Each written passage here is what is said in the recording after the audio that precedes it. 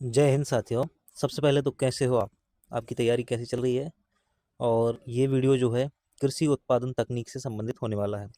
Agriculture product technology जो है ना, इस वीडियो में समझाने वाले हैं हम आपको, और सभी महत्वपूर्ण फैक्टों को देखने वाले हैं।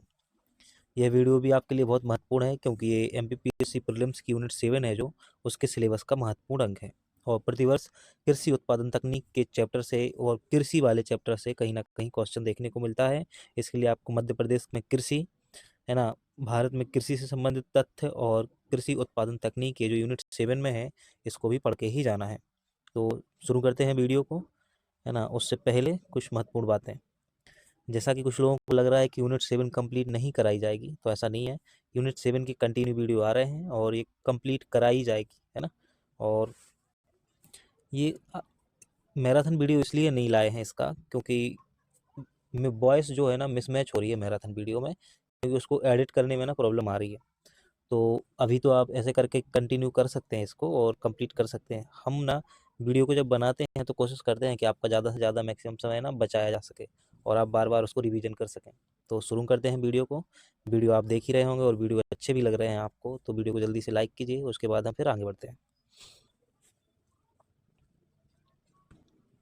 तो कृषि उत्पादन तकनीक, एग्रीकल्चर प्रोडक्ट टेक्नोलॉजी में क्या क्या देखने वाले हैं हम, पहले उस बात कर लेते हैं। तो कृषि उत्पादन तकनीक और उसके प्रकार, कृषि में जैविक प्रौद्योगिकी, फसल के प्रकार, प्रमुख फसलों का वर्णन देखेंगे, फसल उत्पादन एक नज़र में देखेंगे, फसलों की किस्में देखेंगे, फसलों में होने वाले रोग, ओल्ड वर्ल्ड और न्यू वर्ल्ड फसलें देखेंगे। साथ ही कृषि से संबंधित क्रांतियां देखेंगे, जहां से प्रश्न देखने को मिलेगा। कृषि विज्ञान की शाखा और कृषि संबंधी जो अनुसंधान केंद्र हैं, उनकी बात करेंगे।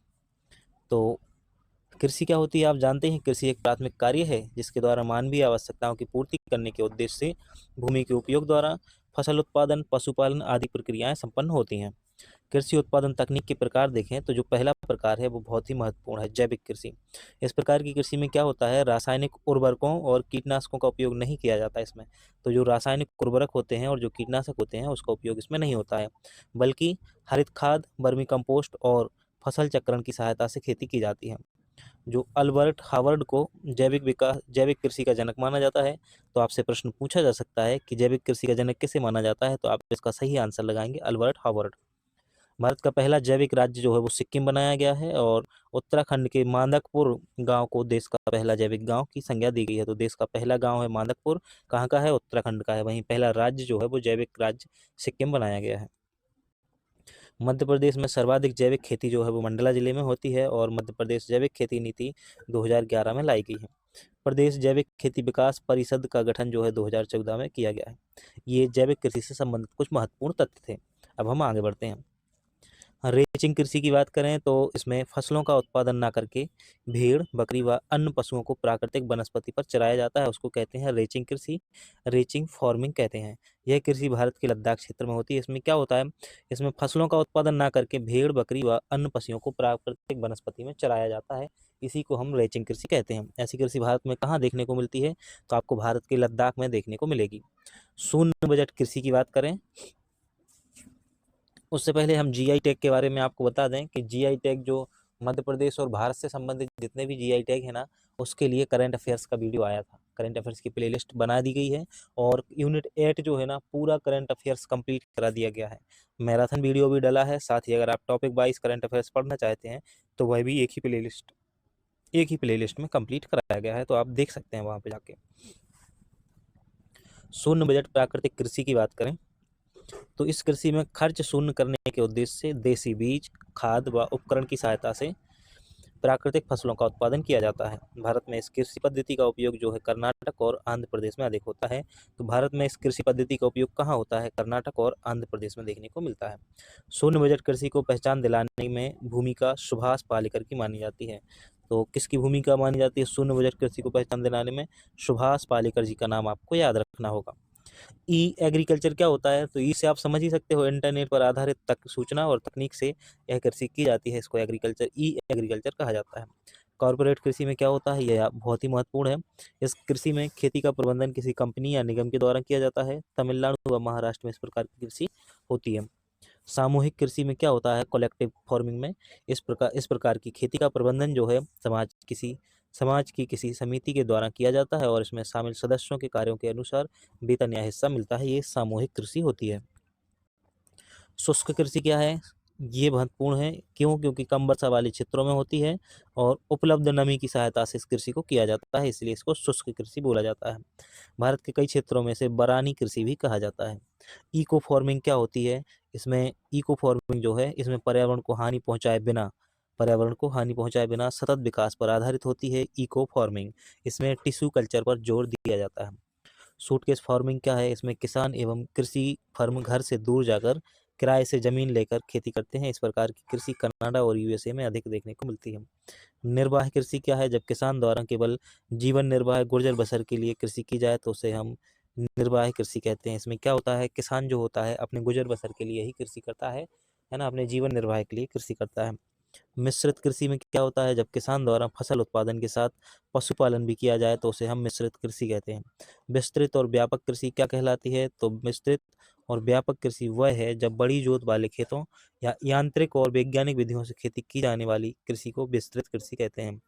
इस प्रकार की कृषियों में मशीनों का उपयोग अधिक व श्रमिकों का उपयोग कम होता है, किंतु प्रति व्यक्ति उत्पादन की मात्रा अधिक होती है। गहन या सघन कृषि की बात करें तो छोटे जोत वाले खेतों पर पूंजी व श्रमिकों की सहायता से कृषि करना गहन या सघन कृषि कहलाता है। इस प्रकार की कृषि में मशीनों का उपयोग कम किया जाता है और इसमें प्रति व्यक्ति उत्पादन की मात्रा कम होती है। प्लांटेशन फार्मिंग यानी कि रोपण कृषि की बात करें तो रोपण कृषि वाणिज्य एक प्रकार का है। ये इसमें अंतर्गत काजू, रबड़, केला, चाय, कहवा, कपास की फसलें उगाई जाती हैं। और रिले कृषि की बात करें तो रिले कृषि में खड़ी फसलों के नीचे अन्य फसलों को बोया जाता है, जैसे कि कपास के साथ गेहूं। इसमें क्या होता है, पहले से खड़ी फसलों में अन्य फसलों को बो दिया जाता है, जैसे कपास के साथ गेहूं को बोया जाता है। इसी को हम रिले कृषि कहते हैं। रेखीय खेती या समुच्च खेती की बात करें तो मृदा अपरदन, मृदा कटाव को रोकने के लिए किसान के द्वारा ढलानी या पठारी क्षेत्रों में पंक्ति व मेड़ बनाकर खेती करना, इसे कंटूर खेती कहा जाता है। क्या कहा जाता है? इसे कंटूर खेती कहा जाता है। किसको? मृदा अपरदन, मृदा कटाव को रोकने के लिए किसान के द्वारा ढलानी या पठारी क्षेत्रों में पंक्ति व मेड़ बनाकर खेती करना, इसे कंटूर खेती कहा जाता है। स्थानांतरण कृषि या झूम कृषि की बात करें तो वृक्षों को काटकर उनकी राख पर अस्थायी कृषि की जाती है। वर्तमान में यह कृषि प्रतिबंधित है।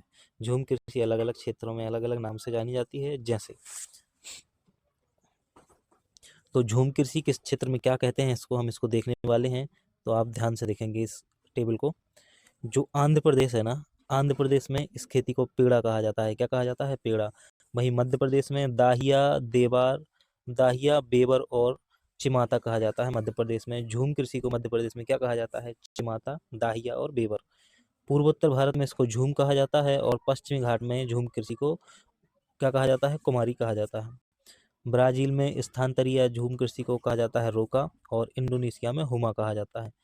श्रीलंका में कहा जाता है इसको चेना और उड़ीसा में कहा जाता है पोंडू। क्या कहा जाता है उड़ीसा में? पोंडू। केरल जो है, केरल में इस खेती को पोनम कहा जाता है। छत्तीसगढ़ में दीपा और राजस्थान में बालरा कहा जाता है। आपको जो विशेष रूप से याद रखना है उसमें आपको मध्य प्रदेश याद रखना है, जिसमें चिमाता, दाहिया और बेवर कहा जाता है। कृषि विज्ञान की शाखाएं देखें तो यहाँ से भी प्रश्न पूछने की संभावना है। सेरीकल्चर जो है वो रेशम कीट पालन कहलाता है। क्या कहलाता है सेरीकल्चर? रेशम कीट पालन। एपीकल्चर, मधुमक्खी पालन को एपीकल्चर कहा जाता है और पीसी कल्चर जो है वो मत्स्य पालन को कहा जाता है। पीसी कल्चर कैसे कहा जाता है? मत्स्य पालन को। फ्लोरीकल्चर जो है वो फूलों का उत्पादन की शाखा है। फूलों के उत्पादन की शाखा को क्या कहा जाता है? फ्लोरीकल्चर कहा जाता है। अंगूर उत्पादन की शाखा को विटीकल्चर और केंचुआ पालन की शाखा को बर्मी कल्चर कहा जाता है। सब्जी उत्पादन की शाखा को ओलेरी कल्चर और बागवानी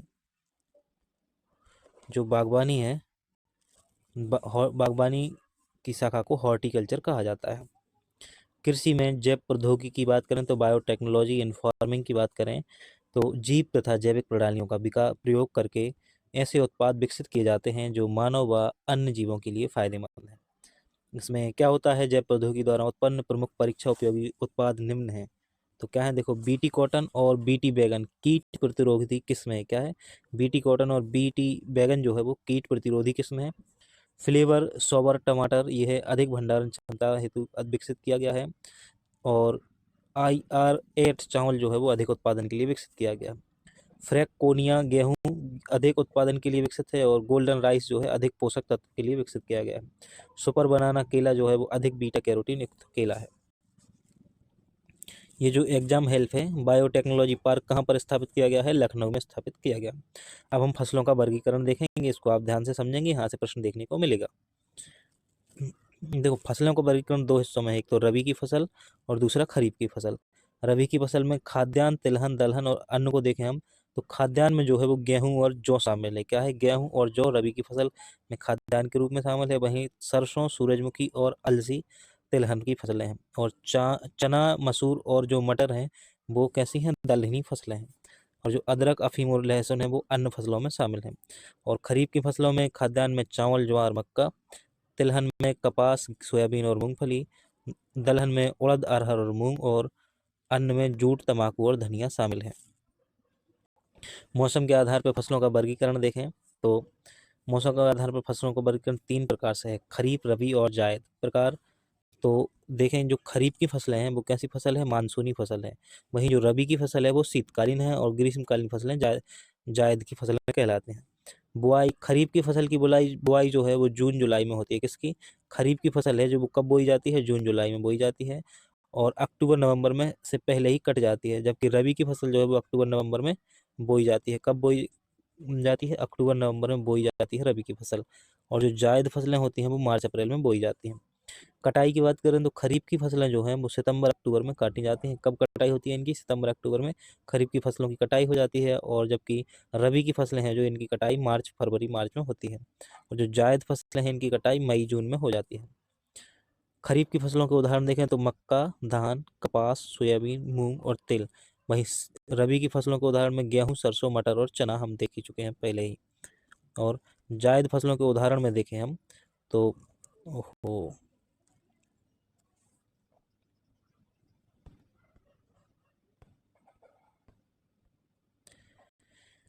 जायद फसलों में तरबूज, कद्दू और मूंग शामिल हैं। अब हम अन्य फसलों के प्रकार देखेंगे, तो फसलें और कैसी कौन कौन सी हो सकती हैं इनको देखेंगे। तो पहला जो है इसमें रेशेदार फसलें, जूट, कपास, पटसन व सनई इसका उदाहरण है। किसका? रेशेदार फसलों का। जूट, कपास, पटसन व सनई। और उद्दीपन फसलें काफ़ी, तंबाकू, चाय, गांजा, अफीम और भांग है। क्या है? काफ़ी, तंबाकू, चाय, गांजा, अफीम और भांग जो है वो उद्दीपनी फसलें हैं। और चारा फसलों में नेपियर, लेबिया, ज्वार, रिजिका, बरसीम और ल्यूसर्न आती है। कौन? ल्यूसर्न क्या है? चारा है एक प्रकार से। नेपियर, लेबिया, ज्वार, रिजिका और बरसीम। वहीं जड़ें फसलों की बात करें तो गाजर, मूली, चुकंदर और शकरकंद जो हैं वो जड़ें हैं। क्या हैं? गाजर, मूली, चुकंदर और शकरकंद जड़ें फसलें हैं। वहीं तना फसलों की बात करें, आलू, अदरक, लहसुन, प्याज और हल्दी जो है वो तना फसलें हैं। स्टेम क्रॉप्स हैं आलू, अदरक, लहसुन, प्याज और हल्दी। तिलहनी फसलों की बात करें तो इसमें ऑयल सीड में मूंगफली, अलसी, राई, कुसुम, सरसों और सूरजमुखी शामिल है। और दलहनी फसलों में मटर, उड़द, मूंग, अरहर, मसूर, चना और बरबट शामिल है। नगद फसलों में गन्ना, तंबाकू, मूंगफली, चाय, कॉफी, कपास शामिल है। और खाद्यान्न फसलें गेहूं, चावल और मक्का। गुजरात के आणंद शहर में शहद परीक्षण प्रयोगशाला हनी टेस्टिंग लैब का शुभारंभ किया गया है। अब हम फसलों का वर्णन देखेंगे एक एक करके। तो सबसे पहले गेहूं की बात करते हैं, और ऐसा ही फसलों का वर्णन हमने एमपी की ज्योग्राफी में भी देखा है ना, और एमपी की इकोनॉमिक्स में भी देखा है, और इंडियन ज्योग्राफी अगर हम पढ़ेंगे तो उसमें भी देखेंगे। सबसे पहले बात करते हैं गेहूं की। गेहूं का जो कुल होता है वो ग्रेमिनेसी कुल का होता है गेहूं। और इसका वानस्पतिक नाम है ट्रिटिकम एस्टिवम। क्या है इसका वानस्पतिक नाम? Triticum aestivum. और जलवायु की बात करें तो जलवायु है समशीतोष्ण जलवायु इसके लिए आवश्यक है गेहूं के लिए। उत्पत्ति कहाँ? मध्य एशिया में सर्वाधिक होता है। 100 सेंटीमीटर से कम औसत वर्षा इसके लिए जरूरी है। और किस्में कौन सी हैं? तो किस्मों से प्रश्न आता है। गेहूं की जो किस्में हैं, सरबती, राज, लोकमन। कौन कौन सी? सरबती, राज, लोकमन, यूपी 308, कठिया, सुजाता, कल्याण सोना, मैक्रोनी, सोनालिका, कुंदन मैक्रोनी गेहूं शुष्क प्रदेशों में मानी जाती है। तो सरबती, राज, लोकमन, यूपी 308, कठिया, सुजाता, कल्याण सोना, मैक्रोनी, सोनालिका, कुंदन मैक्रोनी गेहूं शुष्क प्रदेशों में मानी जाती हैं। विशेष में मध्य प्रदेश की प्रमुख फसल गेहूं है, जबकि राज्य की फसल क्या है? सोयाबीन है।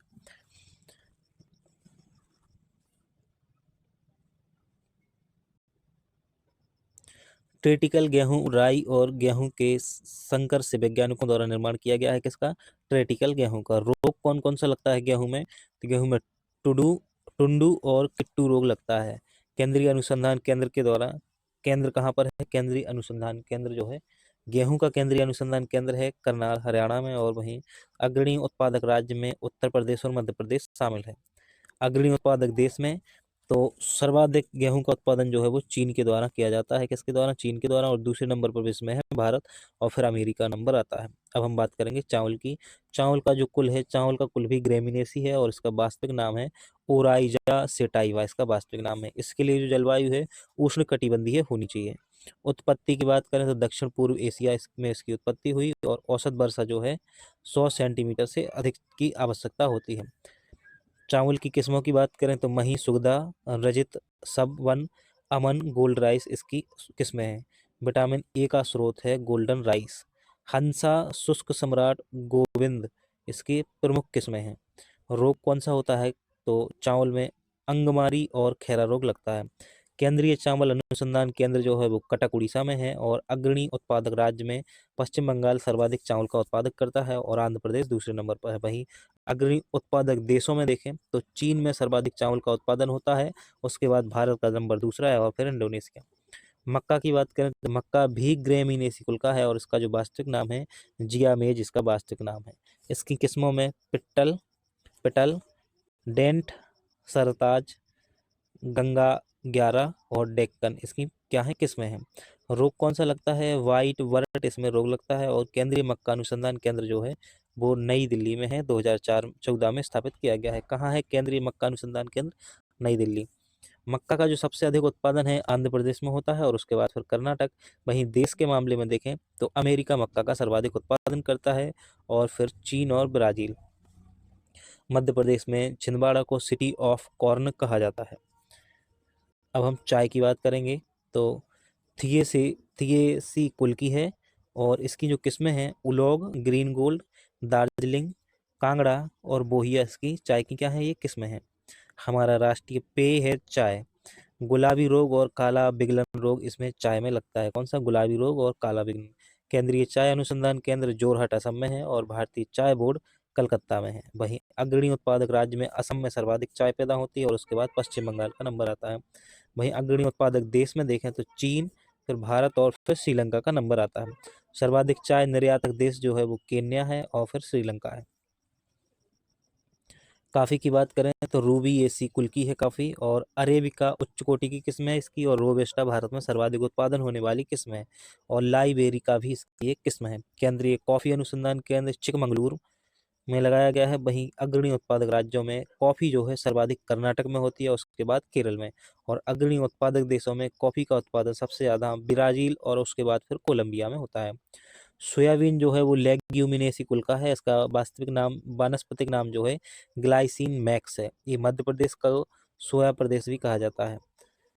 किस्मों की बात करें तो पालम, PS 1024 इसकी प्रसिद्ध किस्में हैं। समृद्धि और प्रसाद और प्रतिकार भी इसकी किस्में हैं। केंद्रीय सोयाबीन अनुसंधान केंद्र की बात करें तो ये कहाँ पर है? इंदौर में है। केंद्रीय सोयाबीन अनुसंधान केंद्र इंदौर, मध्य प्रदेश।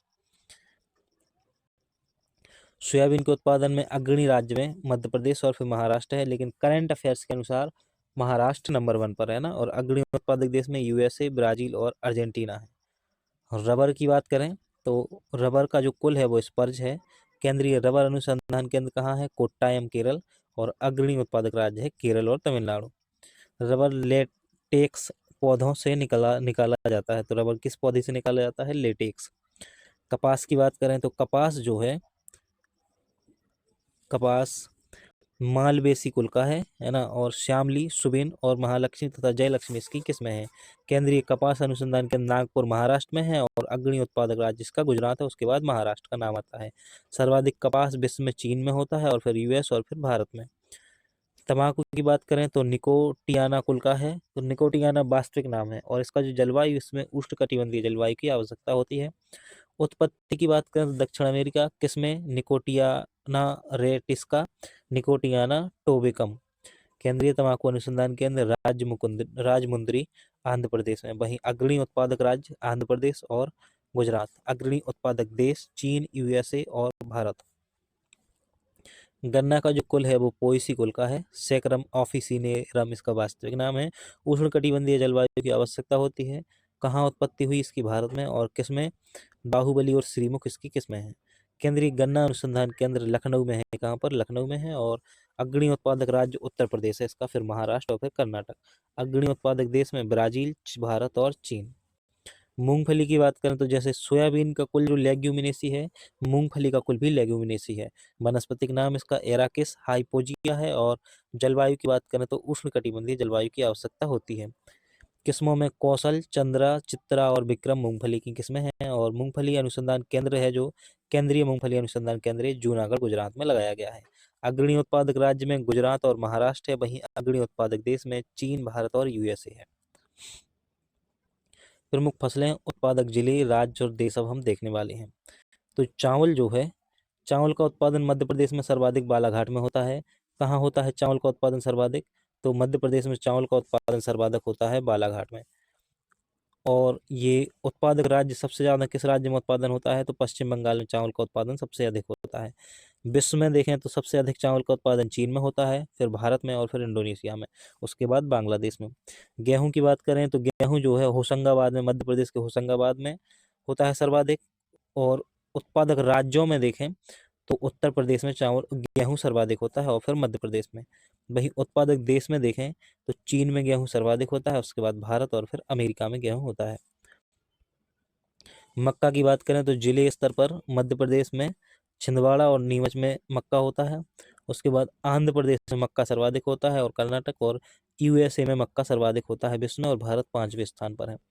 दलहन में नरसिंहपुर और सीहोर सर्वाधिक अग्रणी जिले हैं। वहीं सर्वाधिक दलहन जो होती है, दलहन के मामले में मध्य प्रदेश प्रथम स्थान पे है और वह भारत और चीन का नाम आता है।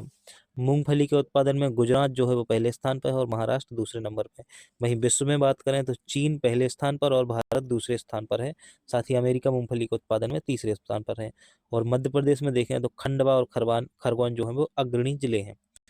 कपास के उत्पादन में मध्य प्रदेश का जो खरगोन है वो प्रथम स्थान पर है। कपास के उत्पादन में खरगोन जिला मध्य प्रदेश में प्रथम स्थान पर है और उसके बाद खंडवा का नाम आता है। वहीं देश में देखें तो गुजरात जो है वो प्रथम स्थान पर है कपास के उत्पादन में, और विश्व में चाइना जो है वो प्रथम स्थान पर है। जूट के उत्पादन में रीवा प्रथम स्थान पर है। और राज्यों में बात करें तो पश्चिम बंगाल और बिहार अग्रणी राज्य हैं। वहीं जूट के उत्पादन में भारत का स्थान प्रथम है और उसके बाद फिर बांग्लादेश का नंबर आता है। सोयाबीन के उत्पादन में उज्जैन में सर्वाधिक सोयाबीन होता है, उसके बाद धार में। वहीं प्रादेशिक स्तर पर देखें तो वर्तमान करंट अफेयर्स के अनुसार महाराष्ट्र प्रथम स्थान पर है और अमेरिका विश्व में प्रथम स्थान पर है। चाय के मामले में देखें तो असम पहले स्थान पर है और विश्व में चीन पहले स्थान पर है। कॉफी और कहवा के मामले में बैतूल प्रथम स्थान पर है जिले स्तर पर। राज्य स्तर पर देखें तो कर्नाटक पहले स्थान पर है कॉफी के मामले में, और देश के स्तर पर देखें तो ब्राजील पहले स्थान पर है। रबर उत्पादन में केरल का प्रथम स्थान है और थाईलैंड का विश्व में प्रथम स्थान है रबर उत्पादन में। भारत का चौथा स्थान है। तंबाकू उत्पादन में मध्य प्रदेश का रीवा जिला अग्रणी जिला है। और प्रादेशिक स्तर पर देखें तो आंध्र प्रदेश पहले स्थान पर है, उसके बाद गुजरात, और विश्व में चीन पहले स्थान पर और भारत तंबाकू के उत्पादन में तीसरे नंबर पर है।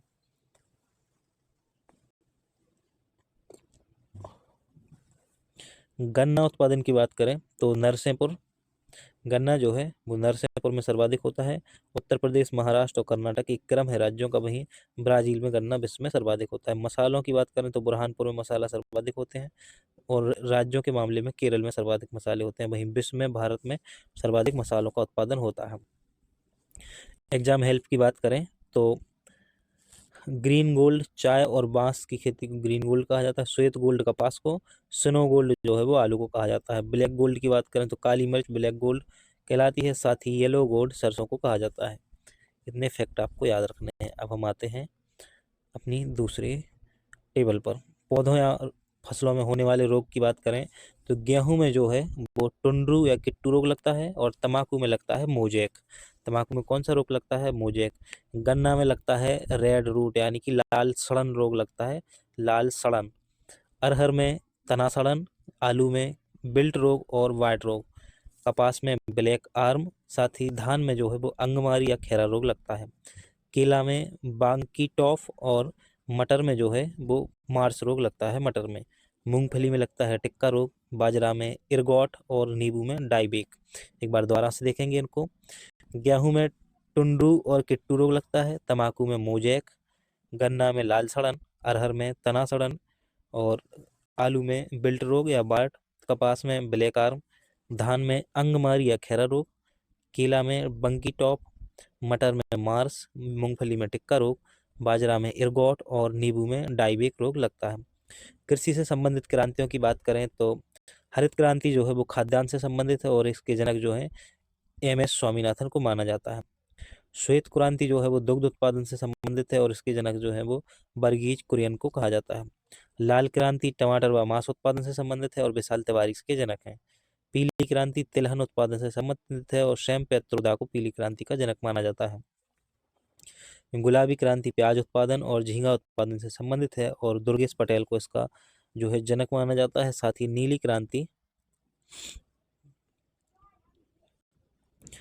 क्रांति का जो संबंध है वो मछली उत्पादन से है और इसके जो संस्थापक हैं या फिर हम इससे संबंधित व्यक्ति कहें तो अरुण कृष्णन इससे संबंधित हैं। सुनहरी क्रांति से संबंधित हैं निपेख टुटेजा और ये बागबानी फसलों से संबंधित है सुनहरी क्रांति। रजत क्रांति जो है वो अंडा उत्पादन से संबंधित है और इंदिरा गांधी इससे संबंधित है। काली एवं कृष्ण क्रांति की बात करें तो ये पेट्रोलियम उत्पादन के लिए है। सिल्वर फाइबर कपास उत्पादन के लिए, गोल्डन फाइबर जूट उत्पादन के लिए, ग्रे क्रांति फर्टिलाइजर उत्पादन के लिए, भूरी क्रांति चमड़ा उत्पादन के लिए और गोल क्रांति जो है वो आलू उत्पादन के लिए है। और मीठी क्रांति का संबंध शहद उत्पादन से है। अब हम बात करेंगे राष्ट्रीय अनुसंधान केंद्र जो है ना उनकी बात करेंगे, है ना। फिर उसके बाद फसलों की जो किस्में हैं उनको देखेंगे एक एक करके, है ना।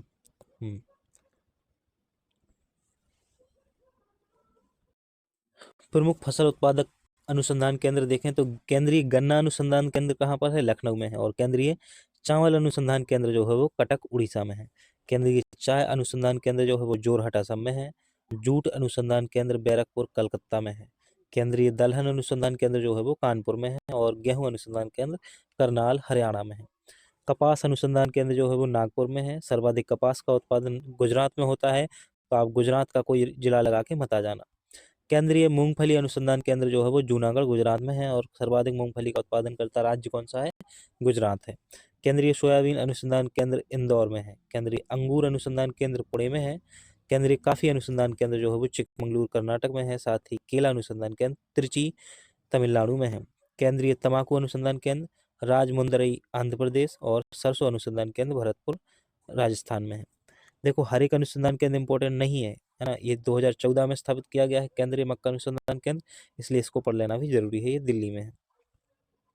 अंतर्राष्ट्रीय अनुसंधान केंद्र की बात करें तो अंतर्राष्ट्रीय चावल अनुसंधान केंद्र जो है वो मनीला फिलीपींस में है और अंतर्राष्ट्रीय आलू अनुसंधान केंद्र जो है वो लीमा पेरू में है। प्रमुख फसलों की प्रजातियों को देखेंगे, है ना। तो गेहूं की जो प्रजातियां हैं उनमें सरबती, राज, लोकमन, यूपी 308, कठिया, सुजाता, कल्याण सोना, मैक्रोनी और सोनालिका, साथ ही कुंदन और ड्यूरम इसकी प्रमुख प्रजातियां हैं। धान की प्रमुख प्रजातियां किस्मों की बात करें तो मही सुगंधा, पूसा, पूसा सुगंध, रंजित सब वन, स्वर्ण सब वन एवं बहादुर सब वन, संबा मंसूरी, अमन, काली पूंछ, काली मूछ, बारानी दीप, Boro, Jaya, Padma, Krishna, golden rice vitamin A का स्रोत, हंसा, शुष्क सम्राट और गोविंद इसका प्रमुख प्रजातियां हैं। सोयाबीन की बात करें तो सोयाबीन की फसलों किस्मों में आती हैं पालम, PS 1024, समृद्धि, प्रसाद और प्रतिकार सोयाबीन की प्रमुख किस्में हैं। चना की किस्मों में वैभव, विशाल, काबुली, मैक्सीन गोल्ड और श्वेता, गौरव और राधे। चना की किस्में कौन कौन सी हैं? वैभव, विशाल, काबुली, मैक्सिकन गोल्ड, बोल्ड, श्वेता, गौरव और राधे चना की फसलें हैं। ज्वार में जो है वो पीला आंवला, लवकुश जो है ज्वार की प्रमुख किस्म है, इसको याद रखना है आपको, लवकुश। सरसों में पूसा गोल्ड याद रखनी है ना, और पीताम्बर याद रखनी है सरसों में। वहीं वरुणा और जय किसान को भी आपको हम याद कराए रहे हैं। मूंगफली की ये तीनों किस्में आपको याद रखनी है, कौशल, चंद्रा और चित्रा। कौशल, चंद्रा और चित्रा ये याद रखनी है। कपास में महालक्ष्मी, जयलक्ष्मी, सुबिन और श्यामली याद रखनी है। अरहर की बात करें तो बहार, अमर, आज़ाद, मालवीय, चमत्कार और पारस अरहर की प्रमुख फसलें हैं। अपर्णा जो है वो मटर की प्रमुख फसल है। रेशम में टसर, इरी, मूंगा और ओक। टसर, इरी, मूंगा और ओक जो है वो रेशम की प्रमुख फसलें हैं। ये चारों की चारों आपको याद होनी चाहिए, टसर, इरी, मूंगा और ओक। अमरूद की बात करें तो अमरूद की जो प्रजाति है वो है ललित। कौन सी? ललित। आलू की प्रजातियों में कुफरी, कुफरी चिप्सोना सर्वश्रेष्ठ प्रजाति है आलू की। कुफरी, कुफरी चिप्सोना, कुफरी बादशाह और कुफरी ओका। कुफरी चिप्सोना, कुफरी बादशाह और कुफरी ओका इसकी प्रमुख फसल हैं। आंवला की बात करें तो कंचन, प्रतापगढ़, बनारसी और कृष्णा इसकी प्रमुख फसल है। कंचन, प्रतापगढ़, बनारसी और कृष्णा। आम की बात करें तो आम से प्रश्न पहले भी पूछा जा चुका है एमपीपीएससी में, आप दोबारा से ही पूछा जा सकता है। आम की प्रमुख फसलों में आम्रपाली जो कि दशहरी और नीलम आम का संक्रमण है। तो जो आम्रपाली है वो दशहरी और नीलम आम का क्या है? संक्रमण है। नूरजहां, सुंदरजहां, अल्फांसो और सिंधु इसकी प्रमुख फसलें हैं। सिंधु कैसी है? बीज रहित प्रजाति है। रत्ना जो है वो नीलम और अल्फांसो आम का संकरण है। गन्ना की प्रमुख फसलों में बाहुबली और सिरमुखी आती हैं। वहीं भिंडी में काशी लालिमा लाल भिंडी की प्रजाति है। फसलों के जन्म स्थान, ओल्ड वर्ल्ड फसल और न्यू वर्ल्ड फसल की बात करते हैं तो जो ओल्ड वर्ल्ड फसलें हैं वो उसमें यूरोप, एशिया, अफ्रीका व ऑस्ट्रेलिया महाद्वीप को एक साथ ओल्ड वर्ल्ड कहा जाता है। जिन फसलों की उत्पत्ति इन महाद्वीपों में हुई है इन ओल्ड वर्ल्ड फसलें कहा जाता है, जैसे गेहूं, धान, चाय, सोयाबीन, गन्ना, अरहर, बाजरा और कॉफी। वहीं न्यू वर्ल्ड की जो फसलें हैं ना उसमें उत्तरी अमेरिका और दक्षिणी अमेरिका महाद्वीप आते हैं। इन पर जो फसलें होती हैं शुरुआत हुई मक्का, कपास, रबर, आलू और तंबाकू की। तो गेहूं की जो गेहूं का जो जन्म है वो मध्य एशिया में माना जाता है। धान का जो जन्म है भारत और इंडोनेशिया में माना जाता है। चाय का जन्म चीन में और आलू का जन्म जो है वो पेरू में माना जाता है। गन्ना का जन्म भारत में, ज्वार का जन्म भारत में, कपास का जन्म जो है वो दक्षिण अमेरिका में माना जाता है और रबड़ जो है वो ब्राजील में माना जाता है इसका जन्म। सोयाबीन का जन्म चीन में और बाजरा का जो जन्म है वो अफ्रीका में माना जाता है। मक्का की बात करें तो मध्य अमेरिका और तंबाकू की बात करें तो दक्षिणी अमेरिका में इसका जन्म माना जाता है। कॉफी की बात करें तो इथोपिया और अफ्रीका में इसका जन्म माना जाता है।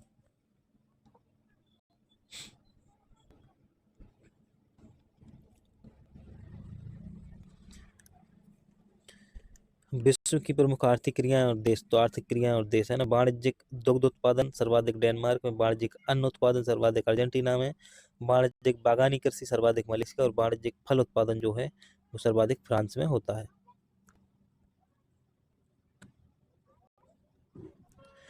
1 जुलाई एक उत्पाद योजना से संबंधित करंट अफेयर्स में वीडियो पहले ही आ चुका है तो आप उसे देख सकते हो।